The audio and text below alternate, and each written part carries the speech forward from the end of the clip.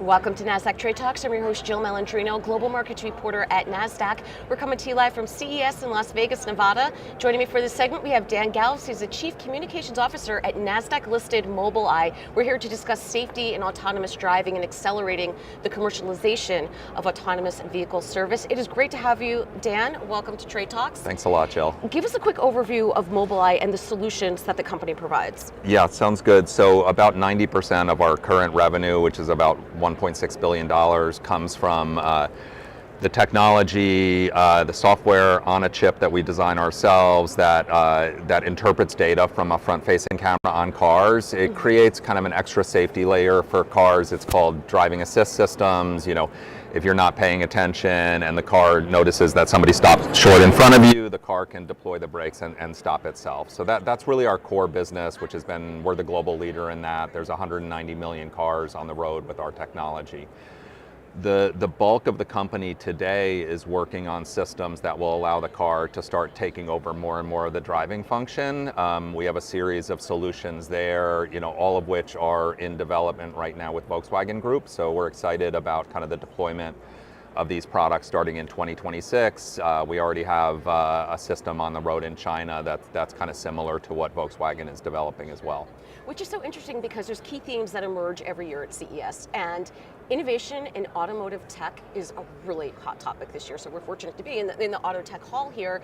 I would imagine a big part of that is the impact of AI and what that means for Mobileye and the auto tech innovation space in general. What has that impact been?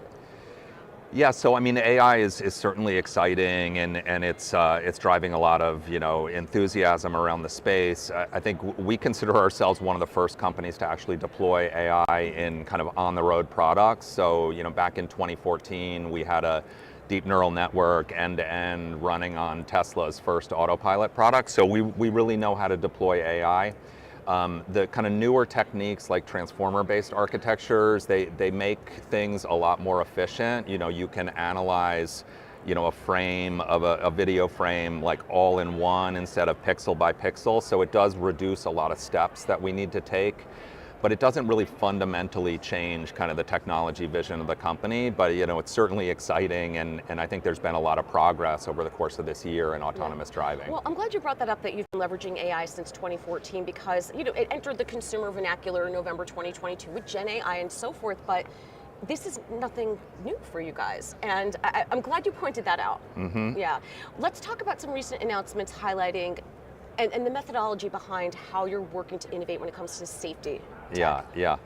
No, it sounds good. So, you know, I think that, you know, first of all, like the safety functions that need to be on vehicles to get 5-star safety ratings have been expanding like year after year for the last 10, 15 years. And this is one of the reasons why we're able to stay ahead of the competition, is because we're constantly being asked to add new features, like, you know, you need to know the speed limit and kind of be able to kind of understand that. So you need to have, you know, data that covers like every traffic sign in all European countries, right? So we have a kind of a massive data set that we use to train these networks and bring kind of more and more safety into vehicles.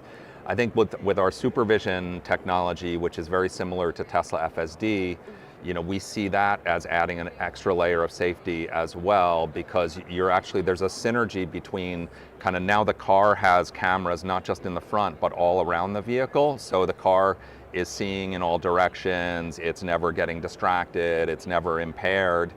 The driver still needs to pay attention, right? Because it doesn't have the accuracy to actually let the driver disengage. But I think, you know, the synergy between the human and the machine can actually, we believe, lead to extra safety. Well, let's talk about that then when you think about the outlook for Mobileye and the industry, because data is just going to beget more data, which is only going to help to improve the products. I mean, this might be early innings when you think about the technology that's being deployed now. Yeah, no, it's a really exciting time, because I mean, I think autonomous driving itself has been kind of a roller coaster of sentiment and kind of success and failure over the last 10 years. But this year was kind of, 2024 was kind of amazing, because Waymo achieved kind of no driver, right? Taking the safety driver out and starting to deploy commercially, but with quite a high cost and in very limited availability, like only in certain cities. Tesla, you know, which probably gets kind of the most, you know, notoriety around this theme, They have a system where the driver needs to supervise all the time because the accuracy level isn't there, but it works across a very wide availability, and it's low cost, so it operates everywhere. It's very low cost. Our supervision system, which is on 300,000 cars in China, is very similar to Tesla. So it's kind of available on all road types, all times of day, different weather conditions. It's low cost, but it doesn't have the accuracy yet to actually take the driver out. Our vision is to take that supervision system, add a secondary perception system, so it's not just based on cameras anymore, but radars and lidars. And if you have two independent systems, which have different kind of failure modes, like radars don't get affected by weather, cameras do, if you have low sun. So you get really a quadratic improvement in the accuracy because you end up with a system where two systems have to fail at the same time in order for the overall vehicle to fail. So there's a redundancy built in? There's redundancy built in. We think that this is really the best way to boost the accuracy. This product is being developed in conjunction with Audi for launch in early 2027. We believe that this will have kind of enough accuracy to allow the driver to kind of fully disengage. So but on highways only to start. But if you think about it, highways are the majority of miles driven, so this can really kind of start to transform the way people think about transportation. They can do other things while, on 80-90% of their morning commute, afternoon commute. So we're really excited about this. We really see Tesla, Waymo, Mobileye as kind of the leaders in this space, but with quite different approaches. All approaches can coexist. We kind of went through where we see the advantages of our approach and kind of the timelines, pretty much in detail with our CEO's press conference yesterday. So I'm glad you brought that up. And a very high level question here. I realize there's proprietary information with each company, but does the industry work together in any capacity to advance basic safety, as an example? When we think about airbags, every auto manufacturer has airbags. That's kind of like a shared safety measure. Yeah. Will that evolve in the autonomous space? So I think that there's precedent, right? Airbags is a great precedent. Right. I think with driving assist systems, in 2014, this was the first time where the safety ratings that come with cars were not just about seatbelts and airbags or the structure of the car, but they started to become about, can you warn the driver if there's a dangerous situation happening? So basically you had to identify a car in front that was getting too close.